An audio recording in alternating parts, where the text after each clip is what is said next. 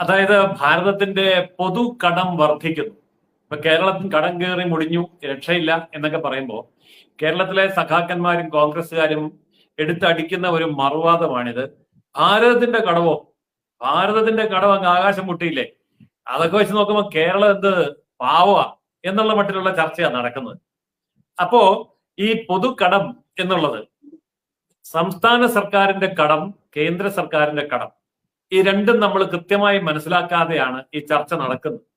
അതുകൊണ്ട് നമുക്കിന്ന് ഈ വിഷയം പൊതുവെ സാധാരണ ജനങ്ങളുടെ ഭാഷയിൽ തന്നെ നമുക്കൊന്ന് ചർച്ച ചെയ്യാമെന്ന് ഞാൻ കരുതുക. അതായത് പൊതുകടം എന്ന് പറയുന്നത്, ഈ ഇന്ത്യയുടെ പൊതുകടം എന്ന് നമ്മളിപ്പോ പറയുന്നത് വളരെയേറെ കൂടുതലാണ്. അതായത് ഇന്ത്യയുടെ GDP-യുടെ 81% വരുന്നു എന്നുള്ളതാണ് ആരോപണം. ശരിയാണ്, ഇന്ത്യയുടെ പൊതുകടം വളരെ ഉയർന്നു നിൽക്കുകയാണ്. അത് ഇന്ത്യയുടെ ആകെ GDP-യുടെ 81% വരുന്നു എന്നുള്ളതും സത്യമാണ്. എന്നാൽ ഈ കടം എന്താണ്? ഇപ്പൊ നമുക്ക് കേന്ദ്ര ഗവൺമെന്റിന്റെ കടത്തെ സംബന്ധിച്ച് നോക്കിയാൽ രണ്ട് തരമാണ്: ആഭ്യന്തരമായിട്ടുള്ള കടം, വിദേശ കടം. ഇത് രണ്ട് കടമുണ്ട്. ഇതില് നമുക്ക് ആഭ്യന്തരമായ കടം എന്താണെന്ന് നോക്കാം. ഇന്ത്യക്കകത്ത് ഇന്ത്യ ഗവൺമെന്റോ അതിന്റെ ഡിപ്പാർട്ട്മെന്റുകളോ എടുക്കുന്നതായിട്ടുള്ള കടം. ഇന്ത്യക്കകത്തെന്ന് പറയുമ്പോൾ ബാങ്കുകളിൽ നിന്ന് എടുക്കാം, റിസർവ് ബാങ്കിൽ നിന്ന് എടുക്കാം, അതല്ലെങ്കിൽ കടപ്പത്രം ഇറക്കിയിട്ട് അങ്ങനെ എടുക്കാം. ഇങ്ങനെ ഗവൺമെന്റ് ഡിപ്പാർട്ട്മെന്റുകളിൽ നിന്ന് കടമെടുക്കാം. അതായത് ഓയിൽ കമ്പനികൾ അങ്ങനെയൊക്കെയുള്ളവരുടെ കയ്യിൽ പൈസ ഉണ്ടെങ്കിൽ അവരുടെ കയ്യിൽ നിന്ന് എടുക്കാം. LIC പോലെയുള്ള സ്ഥാപനങ്ങളിൽ നിന്ന് എടുക്കാം. ഇതൊക്കെയാണ് ഈ ആഭ്യന്തര കടം എന്ന് പറയുന്നതിന്റെ അടിസ്ഥാനപരമായിട്ടുള്ള ഒരു ഡെഫിനിഷൻ. വിദേശ കടം എന്ന് പറഞ്ഞാൽ നമുക്ക് എല്ലാവർക്കും മനസ്സിലാകും. വേൾഡ് ബാങ്ക്, IMF അമേരിക്കയോട് മേടിച്ചു, ജപ്പാൻ കുടിവെള്ള പദ്ധതിക്ക് ജപ്പാനിൽ നിന്ന് പൈസ മേടിച്ചു, ഇങ്ങനെയൊക്കെ പറയുമ്പോൾ അത് വിദേശ കടം.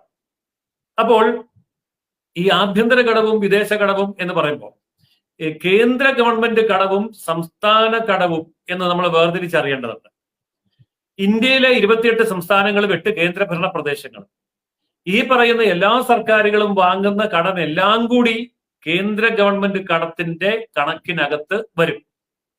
അപ്പോൾ കേന്ദ്ര കടം എന്ന് പറഞ്ഞാൽ കേന്ദ്ര ഗവൺമെന്റ് മാത്രം വാങ്ങിയ കടമല്ല, അതിനകത്ത് പിണറായി വിജയൻ വാങ്ങിയ കടവും വരും. അപ്പൊ സംസ്ഥാന കടവും എല്ലാം കൂടെ ഒന്നിച്ചു കൂട്ടുന്നതാണ് കേന്ദ്ര കടം.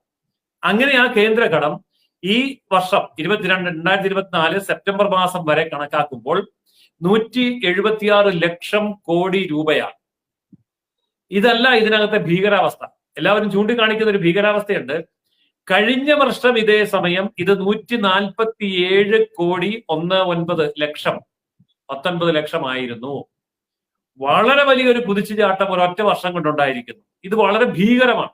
ഇതാണ് സാമ്പത്തിക വിദഗ്ധന്മാരെന്ന് പറയുന്നവരും രാഷ്ട്രീയക്കാരും മാധ്യമങ്ങളും എടുത്തിട്ട് വീശുന്നത്. അതായത് കഴിഞ്ഞ വർഷം 174 കോടി കടം, ഈ വർഷം കഴിഞ്ഞ വർഷം 147 കോടി കടം, ഈ വർഷം 176 കോടി കടം എന്ന് പറയുമ്പോൾ 30 കോടി കടം, 30 കോടി എന്ന് പറഞ്ഞാൽ 30 ലക്ഷം കോടി കടം ഒറ്റ വർഷം കൊണ്ട് വർദ്ധിച്ചു. അതിഭീകരമല്ലേ? കേട്ടാൽ എല്ലാവർക്കും തോന്നും ശരിയാണ്, അതിഭീകരമാണ്. എന്നാൽ ഈ ഭീകരാവസ്ഥയുടെ മറുവശം എന്താണ്? ഇതാരും ചർച്ച ചെയ്യുന്നില്ല. അതുകൊണ്ടാണ് നമ്മൾ ഇതിപ്പോ ചർച്ച ചെയ്യുമ്പോൾ അതിന്റെ ഒരു പ്രാധാന്യം വർദ്ധിക്കുന്നത്. ഇതിന്റെ മറുവശം യഥാർത്ഥത്തിൽ ഈ കടം GDP അനുപാതം എന്ന് പറയുന്ന ഒരു കാര്യമുണ്ട്. ഡെപ്റ്റ് GDP റേഷ്യോ എന്ന് പറയും.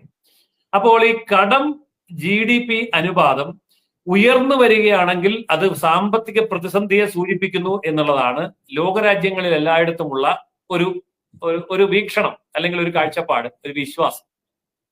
ആ വിശ്വാസം തെറ്റാണെന്ന് പറയാൻ പറ്റില്ല. കാരണം ലോകരാജ്യങ്ങളിലെ മറ്റു രാജ്യങ്ങളെ വെച്ച് നോക്കുമ്പോൾ അവിടുത്തെ GDP കടവും തമ്മിലുള്ള റേഷ്യോ വളരെ കൂടുതലാണ് എങ്കിൽ ഈ പറയുന്നത് ശരിയാണ്. ഇനി ഇതിന്റെ അടിസ്ഥാനത്തിൽ ഇന്ത്യയിൽ 2011 മുതൽ ഈ കടം GDP റേഷ്യോ കൂടിക്കൊണ്ടിരിക്കുകയാണ്. അപ്പോൾ 2014 നരേന്ദ്രമോദി അധികാരത്തിൽ വരുന്നത്. അതിനു മുമ്പ് 2011 മുതൽ ഈ കടം GDP റേഷ്യോ കൂടി. ഞാനിത് പറഞ്ഞു വരുന്നത് കോൺഗ്രസിന്റെ തലയിൽ വെക്കാൻ വേണ്ടിയല്ല. എന്നാൽ 2014 നരേന്ദ്രമോദി അധികാരത്തിൽ വന്നതിന് ശേഷം ഈ വർധനവെന്ന് പറയുന്നത് അതിഭീകരമായിട്ട് കൂടി. കോൺഗ്രസുകാരുടെ കാലത്തുണ്ടായിരുന്ന വർധനവൊന്നുമല്ല, മോദിജി വന്നപ്പോൾ അതിഭീകരമായിട്ട് കൂടി. എന്തുകൊണ്ട് കൂടി എന്നാരും ചോദിക്കുന്നില്ല. കൂടിയോന്ന് മാത്രമേ ചോദിക്കുന്നുള്ളൂ. എന്തുകൊണ്ട് കൂടി, എങ്ങനെ കൂടി, എന്തിനു വേണ്ടിയാണ് ഈ കടമെടുത്തത്? ഇവിടെയാണ് അമേരിക്കയും ചൈനയും ജപ്പാനും ജർമ്മനിയും ഫ്രാൻസും ഒക്കെ കടമെടുത്തതുപോലെ അല്ല, അല്ലെങ്കിൽ ബ്രിട്ടൻ കടമെടുത്തതുപോലെ അല്ല ഇന്ത്യ കടമെടുക്കുന്നത് എന്നുള്ള വസ്തുത നമ്മൾ മനസ്സിലാക്കേണ്ടത്. അതായത് ഇപ്പൊ കേരളത്തിൽ ഇരുന്നു കൊണ്ട് നമ്മൾ ചർച്ച ചെയ്യുന്നതുകൊണ്ടാണ് ഈ കടമെന്ന് കേൾക്കുമ്പോൾ നമുക്ക് പേടിയാകുന്നത്. കേരളത്തിൽ കടമെടുക്കുന്ന എന്തിനാണ്?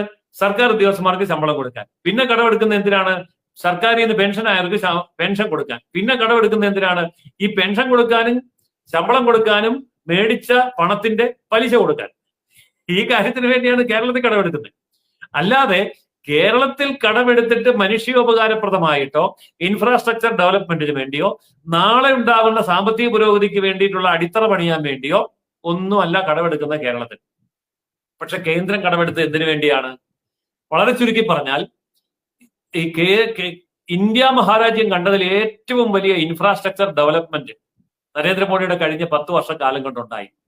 ഇപ്പോൾ ഭാരത് മാല പദ്ധതി, സാഗർ മാല പദ്ധതി എന്നൊക്കെ പറഞ്ഞുകൊണ്ട് ഭാരതത്തിന്റെ ഒരറ്റം മുതൽ മറ്റേ അറ്റം വരെ, അതുപോലെ തെക്ക് മുതൽ വടക്ക് വരെയും കിഴക്ക് മുതൽ പടിഞ്ഞാറ് വരെയും ഇന്ത്യ മുഴുവൻ നീളുന്ന വലിയ നാഷണൽ ഹൈവേ 6 വരി പാതകൾ. കേരളത്തിലാണെങ്കിൽ 6 വരി, കേരളത്തിന് പുറത്തു പോയിട്ടുണ്ടെങ്കിൽ അത് 8 വരിയാണ്, 12 വരിയാണ്, 14 വരിയാണ്. ഞാനിതിലേക്ക് യാത്ര ചെയ്തിട്ടുള്ള അനുഭവത്തിൽ വെച്ചാണ് ഞാൻ ഈ പറയുന്നത്. അങ്ങനെ 95,000 കിലോമീറ്റർ ആണ് കഴിഞ്ഞ 10 വർഷം കൊണ്ട് ഉണ്ടാക്കിയത്. 6 വരി മുതൽ 16 വരിയുള്ള 95,000 കിലോമീറ്റർ നാഷണൽ ഹൈവേ ഉണ്ടാക്കി. ഈ നരേന്ദ്രമോദി അധികാരത്തിൽ വരുന്നതിന് മുമ്പ് ഒരു ദിവസം ഹൈവേ ഉണ്ടാക്കിക്കൊണ്ടിരുന്നത് 1 കിലോമീറ്റർ ആയിരുന്നു. നാഷണൽ ഹൈവേ ഒരു ദിവസം കോൺഗ്രസുകാരുടെ കാലത്ത്. അത് നരേന്ദ്രമോദി വന്നപ്പോൾ 18 കിലോമീറ്ററാണ് ഒരു ദിവസം ഉണ്ടാക്കിയത്. അത്രയും വലിയ വ്യത്യാസമാണ് നമ്മൾ ഉണ്ടാക്കിയത്. അപ്പോ ഇനി ഇത് റെയിൽവേ വൈദ്യുതീകരണത്തിന്റെ കാര്യത്തിൽ നോക്കിയാൽ 94%, ഇന്ത്യയിലെ 94% റെയിൽവേ ലൈനുകളും വൈദ്യുതീകരിച്ച് കഴിഞ്ഞു. ഇനി വൈദ്യുതീകരിക്കാതെ കിടക്കുന്ന 6% ഉള്ളൂ. എന്ന് പറഞ്ഞാൽ അത് അങ്ങനെയുള്ള ഒറ്റപ്പെട്ട മേഖലകളിലെ ചില ലൈനുകളൊക്കെ അവിടെ വൈദ്യുതി പോലും എത്തിക്കാൻ പറ്റില്ല. അതുകൊണ്ടാണ്. അപ്പോൾ ഇത് ഒരു വലിയ ലോക റെക്കോർഡാണ്. ഇത്രയും വലിയ തോതിലുള്ള വൈദ്യുതീകരണമുള്ള റെയിൽവേ സംവിധാനം ലോകത്തൊരു രാജ്യത്തും ഇല്ല. ഇനി മറ്റൊരു കാര്യം നോക്കിയാൽ മെട്രോ ട്രെയിനുകൾ. നരേന്ദ്രമോദി വരുന്നതിന് മുമ്പ് 4 മെട്രോ സർവീസ് ഉണ്ടായിരുന്നത് ഇപ്പൊ 17 മെട്രോ സർവീസ് ആയിട്ട് വർദ്ധിച്ചു.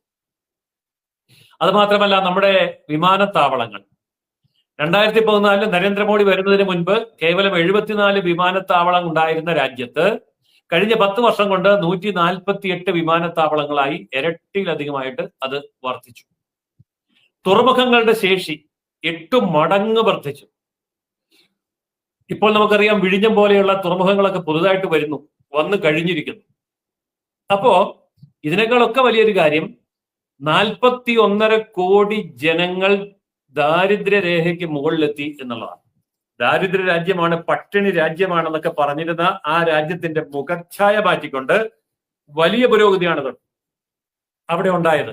കഴിഞ്ഞ ദിവസം നമ്മളൊരു വീഡിയോ ചെയ്തിരുന്നു. നമ്മുടെ ഒരു സംഘപ്രവർത്തകനെ സാമ്പത്തികമായിട്ട് സഹായിക്കാൻ വേണ്ടി തന്നെയായിരുന്നു. അതിലെ യാഥാർത്ഥ്യങ്ങൾ പറഞ്ഞുകൊണ്ടുള്ള വീഡിയോയുടെ വിശദ വിവരങ്ങൾ അറിയേണ്ടവർക്ക് നമ്മുടെ ഈ വീഡിയോ കഴിഞ്ഞ ഉടനെ ആദ്യ കമന്റ് ആയിട്ട് അത് പിൻ ചെയ്ത് വെക്കുന്നതാണ്. അത് എല്ലാ മാന്യ പ്രേക്ഷകരും കാണേണ്ടതുണ്ട്. കാരണം നമുക്കറിയാം ഇവിടെ നിരോധിക്കപ്പെട്ട പോപ്പുലർ ഫ്രണ്ട് എന്ന് പറയുന്ന ഭീകര സംഘടന, മുസ്ലിം ഭീകര സംഘടന, ആ ഭീകര സംഘടനയും SDP-യുമായി ചേർന്നുകൊണ്ട് നമ്മുടെ ഒരു സംഘപ്രവർത്തകനെ കള്ളക്കേസിൽ കുരുക്കിയതാണ് വിഷയം. അപ്പൊ അത് വിശദമായിട്ട് ഞാൻ മുൻപൊരു വീഡിയോയിൽ കഴിഞ്ഞ ദിവസം പറഞ്ഞിട്ടുണ്ട്. അത് ഇവിടെ പിൻ ചെയ്ത് വെക്കുന്നുണ്ട്. അപ്പോൾ അത് എല്ലാവരും ഒന്ന് പോയി കാണുക. എന്നിട്ട് ആ പയ്യനെ സഹായിക്കാൻ വേണ്ടി നമ്മളൊരു നിയമസഹായ വേദി എന്നുള്ള രീതിയിൽ നമ്മളൊരു കൂട്ടായ്മ ഉണ്ടാക്കിയിട്ടുണ്ട്. അപ്പൊ അതിലേക്ക് സഹായം ചെയ്യാൻ വേണ്ടിയിട്ടുള്ള ഗൂഗിൾ പേ നമ്പർ എല്ലാ UPI ട്രാൻസാക്ഷനും ഈ 2 നമ്പറുകളിലേക്ക് ചെയ്യാം. ഇനി UPI ട്രാൻസാക്ഷൻ അല്ല അക്കൗണ്ട് ത്രൂ ചെയ്യുന്നവർക്ക് വേണ്ടിയിട്ട് അക്കൗണ്ട് വിവരങ്ങളും ഇവിടെ പ്രദർശിപ്പിക്കുന്നുണ്ട്. അപ്പോൾ ഇതിൽ ഏതാണോ നിങ്ങൾക്ക് സ്യൂട്ടബിൾ അതിലേക്ക് നിങ്ങൾ ചെയ്യുക. അത് എന്റെ വ്യക്തിപരമായിട്ടുള്ള അക്കൗണ്ട് ഡീറ്റെയിൽസ് ആണ് ഇവിടെ കൊടുത്തിട്ടുള്ളത്. കാരണം ഇത് താൽക്കാലികമായിട്ട് നമ്മളിപ്പോൾ ക്രിയേറ്റ് ചെയ്തിട്ടുള്ള ഒരു നിയമസഹായ വേദിയാണ്. ഇനി അതിനൊരു ലീഗൽ ഫോമിലേക്ക് നമ്മൾ മാറ്റാൻ വേണ്ടി തീരുമാനിച്ചിട്ടുണ്ട്. കാരണം നമ്മളെ ഒരുപാട് സഹോദരങ്ങൾ ഇത്തരത്തിൽ ഒരുപാട് ബുദ്ധിമുട്ടുകൾ അനുഭവിക്കുന്നുണ്ട്. ഇതിലേക്ക് എല്ലാവരും സഹായം ചെയ്യുക. ആ വ്യക്തിയുടെ എന്താണ് കേസ്, എല്ലാ വിശദ വിവരങ്ങളും ഇന്നലെ ഒരു വീഡിയോ നമ്മൾ ചെയ്തിട്ടുണ്ട്. ആ വീഡിയോയുടെ ലിങ്ക് നമ്മുടെ ആദ്യ കമന്റ് ആയിട്ട് പിൻ ചെയ്ത് വെക്കുന്നുണ്ട്.